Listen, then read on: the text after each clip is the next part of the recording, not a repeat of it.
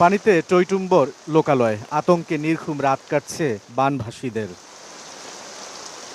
কক্সবাজারের পেকুয়া উপজেলার সদর ইউনিয়নের প্রায় সব বাড়িঘরেই ঢুকেছে বন্যার পানি। রান্নাঘর তলিয়ে গেছে, খাওয়া দাওয়া নেই, বাড়িতে থাকার আর সুযোগ নেই কারো।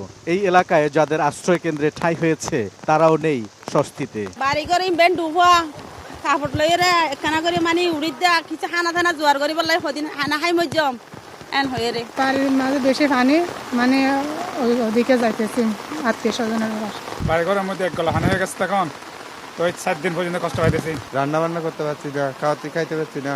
আত্মীয় স্বজনের বাড়িতে গেছিলাম, পানি উঠে নাই, এখন ওদের বাড়িতে পানি উঠছে, এখন আমরা কোথায় যাব? পুরো ইউনিয়নের মানুষ এখন পানিবন্দী। রোববার ভোর থেকে শুরু হওয়া ভারী বর্ষণে কক্সবাজারের পেকুয়া ও চকরিয়া উপজেলার বন্যার আরও অবনতি হয়েছে। দুর্গতরা শুকনা খাবার খেয়ে দিন পার করছেন, পানির সংকট তীব্র হচ্ছে।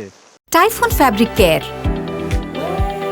ফ্যাব্রিক কেয়ারের সুপার পাওয়ার। টিউবওয়েলের পানি খাচ্ছি, মাঝে মধ্যে ওই যে রাস্তার পাশে যেগুলো আছে এগুলা থেকে আনিয়া, দূরের থেকে আনিয়া খাচ্ছি। দক্ষিণ মেহেরনামা আবাসন প্রকল্প 200 পরিবার এখনো পানির তলে। গরু ছাগল নিয়ে লোকজন অনেক কষ্ট পাচ্ছে। বন্যা দুর্গতরা বলছেন, সময় যত যাচ্ছে বন্যার পানি ততই বাড়ছে। পরিবারের সবাইকে নিয়ে কেউ কেউ আত্মীয়ের বাড়ি যাচ্ছেন। খাবার ও বিশুদ্ধ পানি শেষ হয়ে গেছে। প্রশাসনের তৎপরতা নেই বলে অভিযোগ অনেক বানভাসীর। কোনো এলাকার চেয়ারম্যান মেম্বার প্লাস সরকারি কোনো লোকজনের প্রশাসনের আমাদের এখনো পর্যন্ত আগে আসে না। ঘর বাড়ি বেগদি পানির তলে, গরু চলতে আকস্মিক বন্যায় কক্সবাজার জেলার 40টি ইউনিয়নের প্রায় 4 লাখ বাসিন্দা পানিবন্দী। শনিবার কোথাও কোথাও পানি নামলেও রোববারের বৃষ্টি আবারও নতুন করে উদ্বেগ তৈরি করেছে।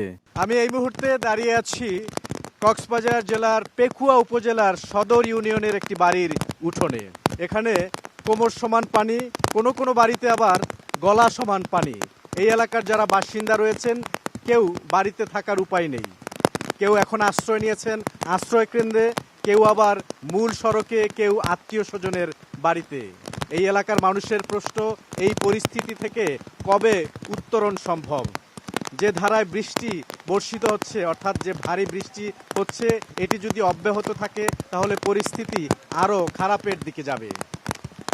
বুলবুল রেজা, সময় সংবাদ, পেকুয়া, কক্সবাজার।